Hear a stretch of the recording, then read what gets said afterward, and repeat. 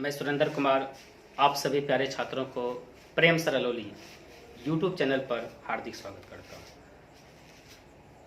आप सभी छात्र पिछले वीडियो में व्यंजन संधि पढ़ रहे थे। व्यंजन संधि के तीसरे नियम पर पहुँचे थे, जिसमें तीसरे नियम पर था तो हलंत वर्ण, जिसको मैंने परशुराम की उपाधि दी। तो याद रखिएगा, उसी का कुछ नियम बाकी है, पहले उसको देख लेते हैं हम लोग। तो यानी तो परशुराम, तो ध्यान दीजिएगा, ये तो हलंत को परशुराम हम लोग क्यों बोले? इसको इसलिए परशुराम बोले थे कि याद रखिएगा जो था ये क्या होता है, आगे आने वाले वर्ण जो प्लस के ठीक बाद वर्ण रहता है, ठीक उसी का ये जो था अपनी रूप धारण कर लेता है। ये अपना रूप छोड़ देता है, बिल्कुल छोड़ देता है। तो याद रखिएगा, उसमें हम लोगों ने पढ़ा था कि तो हलंत के बाद चौ या छ आ जाए, तो याद रखिएगा ये चौ और छ से जो बना शब्द रहेगा ये ज्यों का त्यों रहेगा।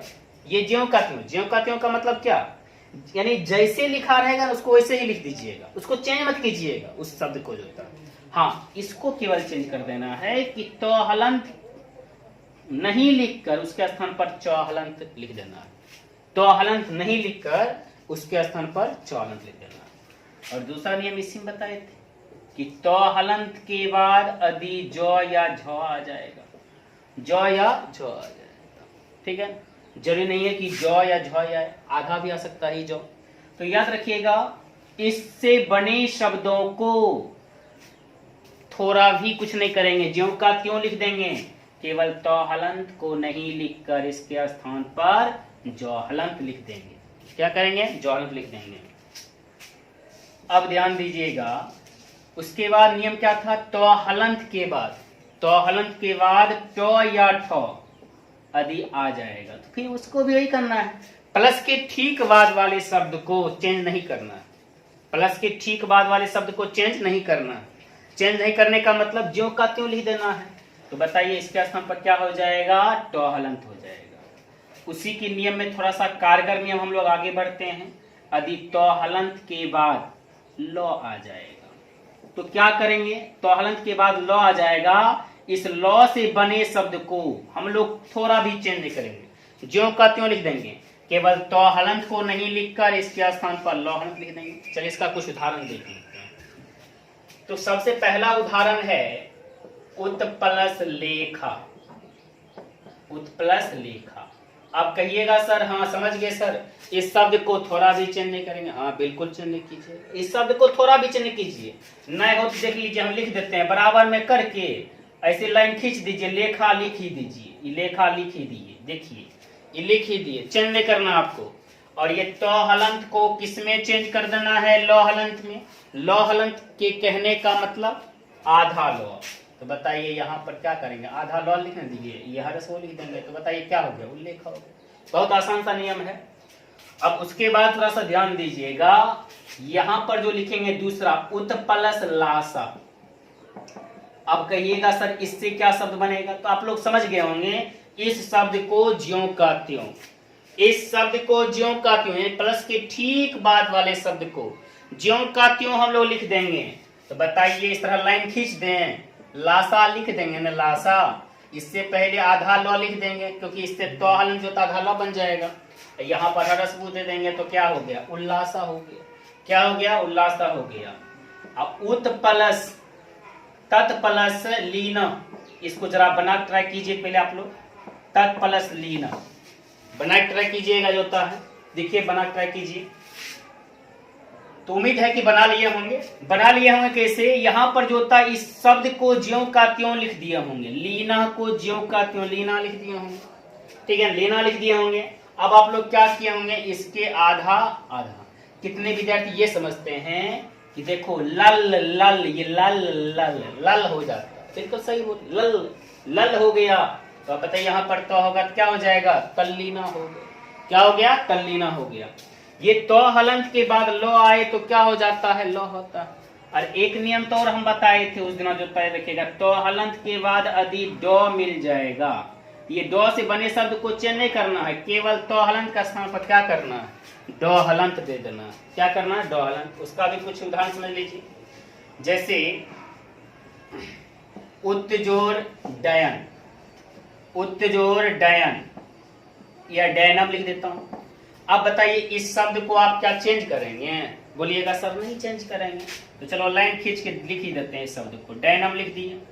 अब आप कहिएगा सर हाँ ये डड हो जाएगा, बिल्कुल जिस तरह लल उसी तरह डड हो जाएगा, तो यहाँ ड हलंत हो जाएगा।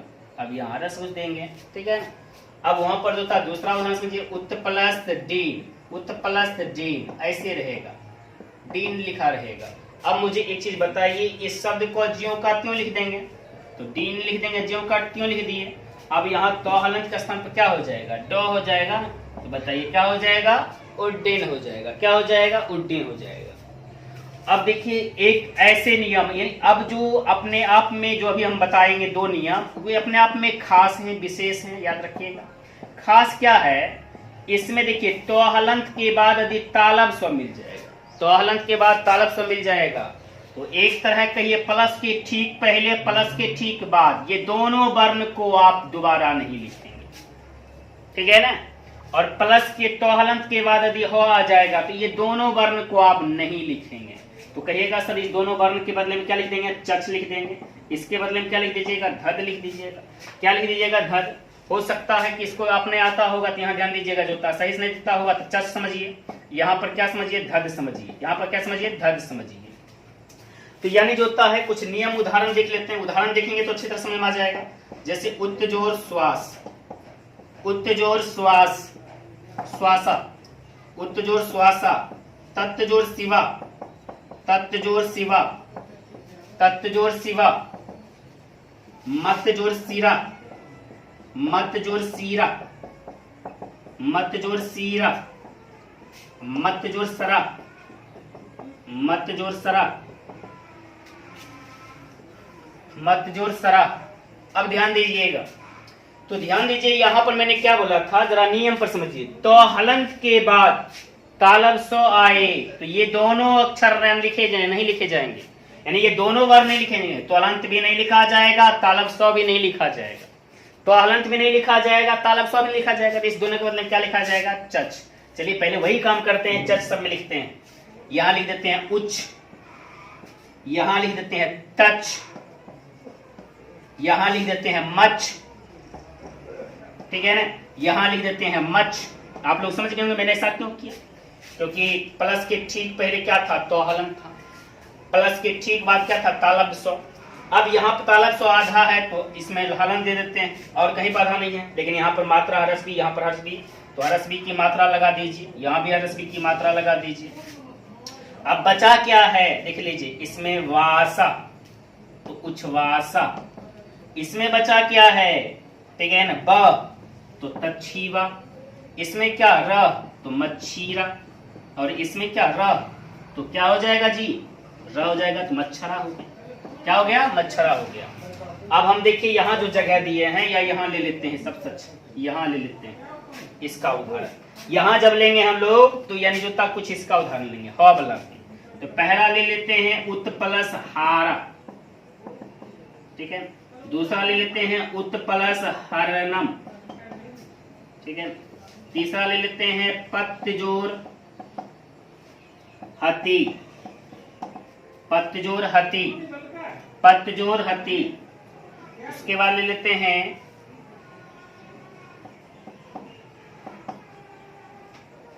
उत्तजोर हारा।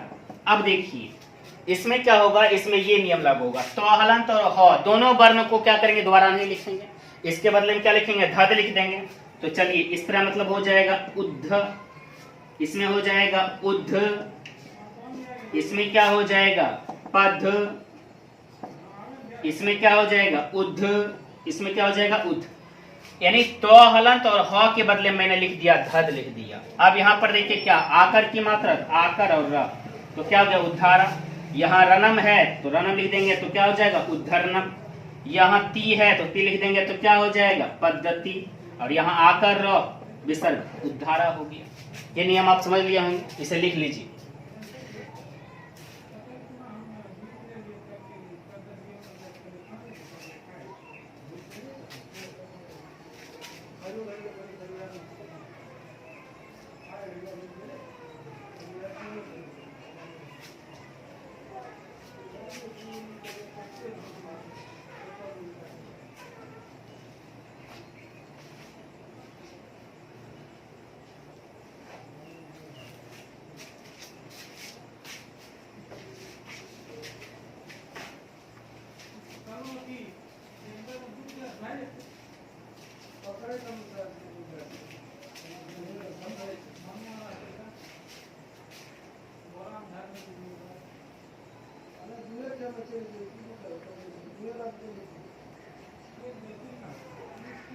अब व्यंजन संधि के जो होता है एक 6 संबंधी नियम हम लोग पढ़ेंगे।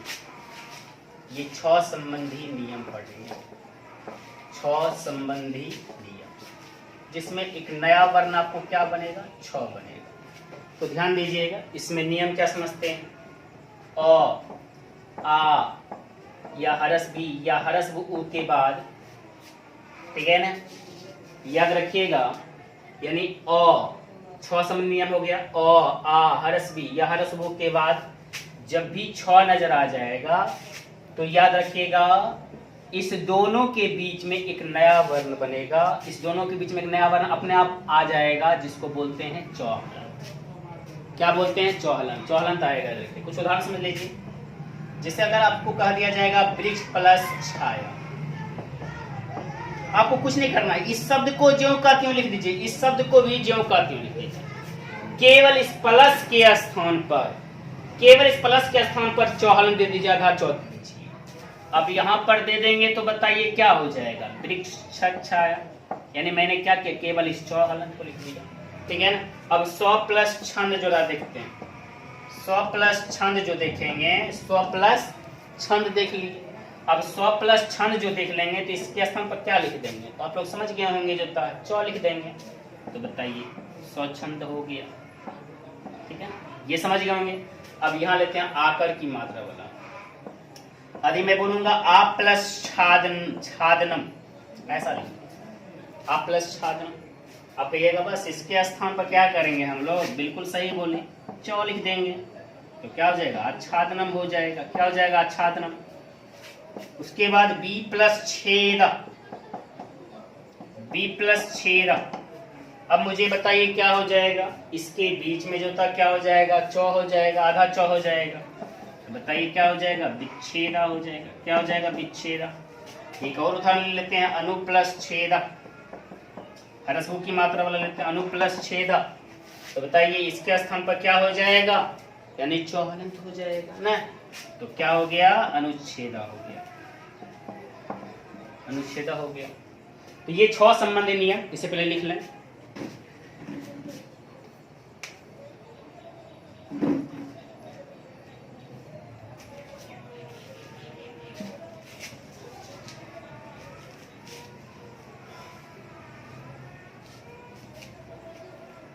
अब हम लोग लास्ट नियम पढ़ेंगे व्यंजन संधि के। तो व्यंजन संधि के लास्ट नियम में किसके बारे में पढ़ेंगे, याद रखिएगा कि अधि मोह हलंत के बाद कोई भी वर्ण आता है, कोई भी वर्ण आता है, तो याद रखिएगा ये मोह हलंत अनुस्वर का रूप धारण करता है। किसका रूप धारण करता है, अनुस्वार का। ये मोह हलंत किसका रूप धारण करता है, अनुस्वार का रूप धारण करता है। मोहलंत के बाद कोई भी वर्ण आता है, लेकिन हाँ याद रखिएगा इस नियम के तहत जो था ध्यान रखिएगा, यदि मोहलंत के बाद मोह ही आता है, यदि मोहलंत के बाद मोह ही आता है, तब ये मोहलंत जो होता है मोहलंत ही रह जाता है, आधा ही रहता है, केवल इस नियम को छोड़, बाकी कोई भी वर्ण आ जाता। कुछ उदाहरण समझ लीजिए। जैसे सम प्लस सारा, तो सम प्लस सारा बराबर क्या हो जाएगा, याद रखिएगा ये मोहलंत क्या हो जाएगा, अनुस्वर का रूप, क्योंकि मौत नहीं है इसमें। तो यहाँ पर क्या हो जाएगा, संसारा। क्या हो जाएगा, संसारा। और सम प्लस जो होता है योगा, सम प्लस योगा, इसमें भी वही बात है। देख लीजिए यहाँ पर जो था मोहलंत के बाद जो था मोह खाली नहीं है, बस हो गया, अनुस्वर का रूप धारण करेगा। ये मोह क्या हो जाएगा, सन, यानी सम हो जाएगा सन। कितना समझिए, सम क्या हो जाएगा, सन। संक्षेप में आप ये समझ सकते हैं कि सम क्या हो जाता है, सन हो जाता है। सम क्या हो जाता है, सन हो जाता है। तो बताइए यहाँ पर क्या हो जाएगा, संयोगा हो जाएगा। क्या हो जाएगा, संयोगा। सम प्लस वत्ता, तो क्या हो जाएगा, संबता हो जाएगा। सम प्लस गीता, तो क्या हो जाएगा, संगीता हो जाएगा। सम प्लस गीता बराबर क्या हो जाएगा, संगीता हो जाएगा। सम प्लस जया बराबर क्या हो जाएगा, संजया हो जाएगा। क्या हो जाएगा, संजया। सम प्लस जीवी, तो क्या हो जाएगा, संजीवी हो जाएगा। क्या हो जाएगा, संजीवी हो जाएगा। क्या हो जाएगा, संजीवी हो जाएगा। लेकिन याद रखिएगा उस नियम का थोड़ा सा बाद देखिए। अब बाद का इस नियम का, इस नियम का बाद है कि अधिक सम के बाद जो होता है मोबल आ जाएगा, सम प्लस मान, तो क्या हो जाएगा सम्माना, क्या हो जाएगा सम्माना। सम प्लस मिलिता, सम प्लस मिलिता, ऐसा रहेगा सम प्लस मिलिता। तो बताइए क्या हो जाएगा सम्मिलिता हो जाएगा, क्या हो जाएगा सम्मिलिता हो जाएगा, क्या हो जाएगा सम्मिलिता हो जाएगा, ठीक है सम्मिलिता हो जाएगा। तो ये दोनों नियम के क्या है, थोड़ा सा जो था अपवाद है। मोह वाला जो होता है अधिकांश नियम में क्या जाता है, मोह किसका रूप धारण करता है अनुस्वर का, यानी मोह का रूप किसका होता है अनुस्वर का होता है। जैसे सम के स्थान पर क्या हो जाएगा सन हो जाएगा, सम के स्थान पर क्या हो जाएगा सन। तो याद रखिएगा मैंने इस वीडियो में आप सभी को व्यंजन वर्ण समाप्त किया, ठीक है, मैंने इस वीडियो में आप सभी को व्यंजन वर्ण समाप्त किया। और अंत में कहते हैं याद रखिएगा कुछ बातें ऐसी है, कुछ बातें ऐसी है जो मुख से बोली नहीं जाती है, कुछ बातें ऐसी है जो मुख से बोली नहीं जाती है, अंगूठे से दबा के निशान दी जाती है।